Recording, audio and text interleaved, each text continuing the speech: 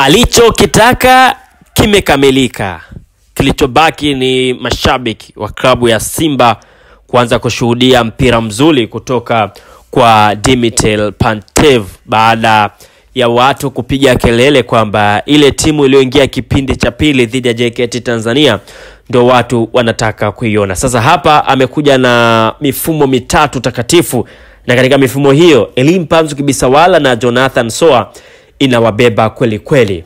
Nini ambacho kipo? Taarifa kamili inasemaje? Kwanza subscribe Off Pitch TV. Mimi naitwa Yusuf Katalambula, twende nikujuze kile ambacho kinaendelea katika klabu ya Simba mpaka hivi sasa, hasa kumuhusu kocha wa timu hiyo Dimitri Pantev. Amesema kuwa amefurahishwa na kasi ya uelewa wa wachezaji wake katika kuyamudu mafunzo yake, hali inayowapa uwezo wa kubadilika kimfumo kulingana na mahitaji ya mchezo husika.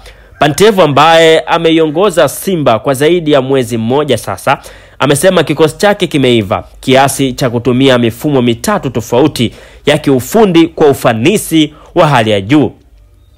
Alisema hivi: nimefika hatua ambayo tunaweza kubadilika muda wowote kutokana na mfumo ambao tunautumia kwa kasi kupitia pembeni hadi mfumo wa kutumia viungo wa kati au hata pasi ndefu za kushambulia kwa kasi.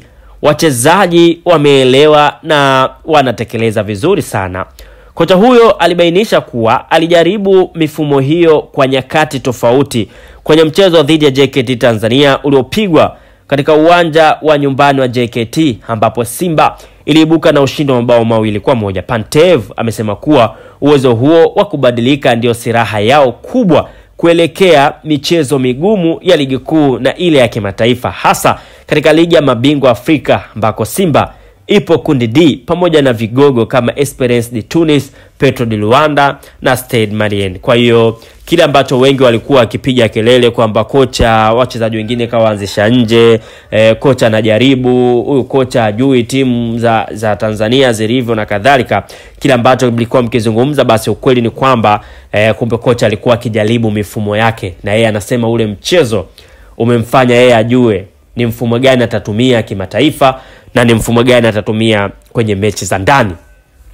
Lakini aliendelea na kusema kuwa kwenye hiyo mifumo amepata combination hatari sana kwenye eneo la ushambuliaji, akimtaja Elie Mpanzu pamoja na Jonathan Soa.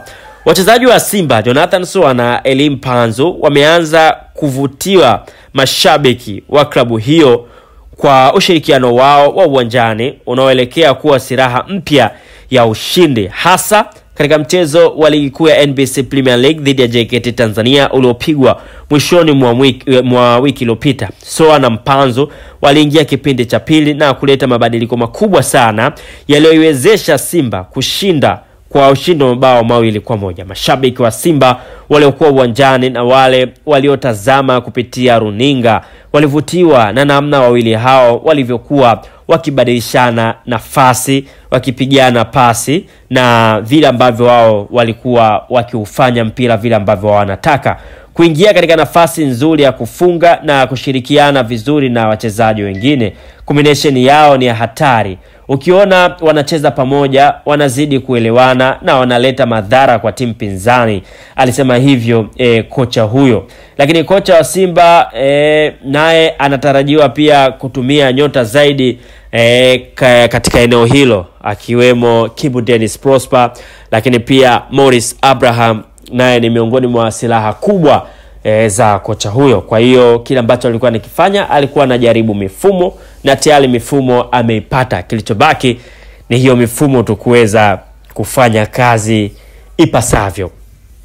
Lakini mashabiki wa Simba kule jukwani walikuwa wakipiga kelele wakisema pirata tu na kadhalika.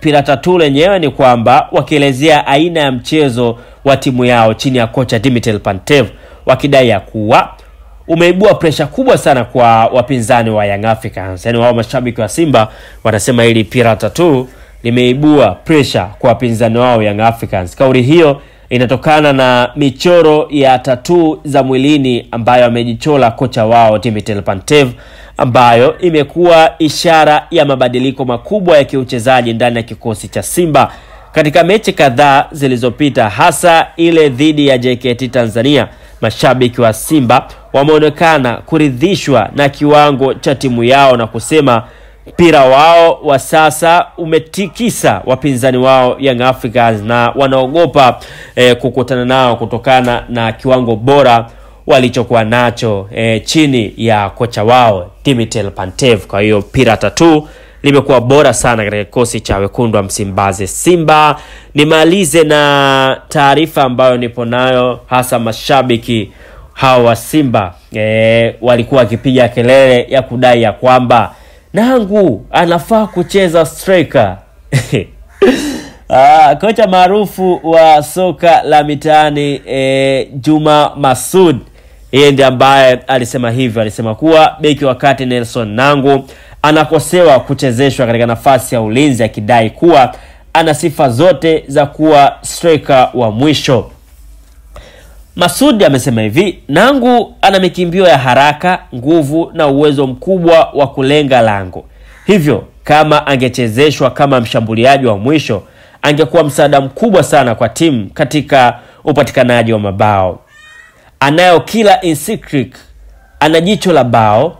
Ukitazama namna anavyopachika mabao dhidi ya JKT Tanzania, ni wazi kabisa huyu kijana ni striker wa kuzaliwa, alisema kocha huyo Masudi.